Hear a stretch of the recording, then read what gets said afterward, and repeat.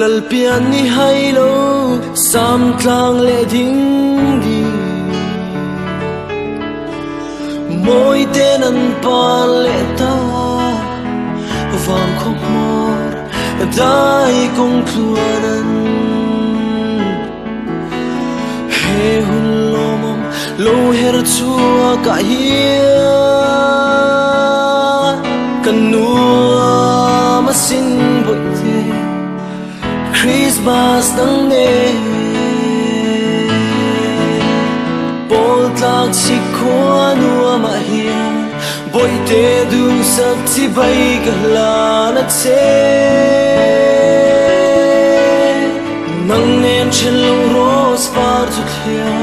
du na chin lung mun khat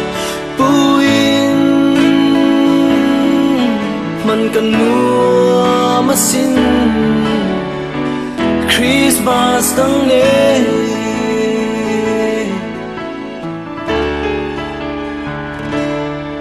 Shring dil del par ten tlang tin muan chuani moi ten an pa le ta Christmas hun lo ma hian kan nei ro lu thil pe kron kingi ka hlan nang chi mangai na boite bol tlak si khoa nua ma hian boite du sak chi bai ka hla na che nang nen chen lo ros par tu thia du na chin lung mun khat puin man kan nua masin Christmas nang ne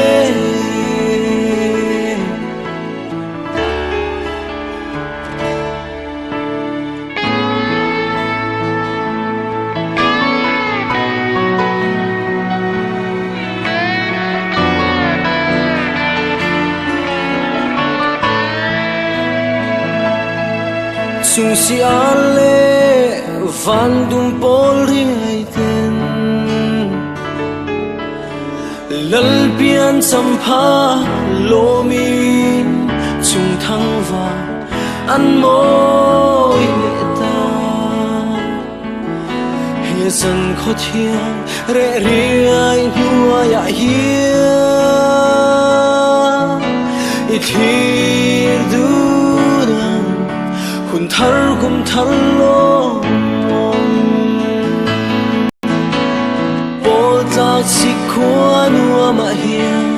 boite du sak chi bai ka hla na che nang nen chen lo ros par tu thia du na chin lung mun khat puin man kan nua masin Christmas nang ne Christmas an thiang re ri ai noi a hian I thir du ran hun thar kum thar lo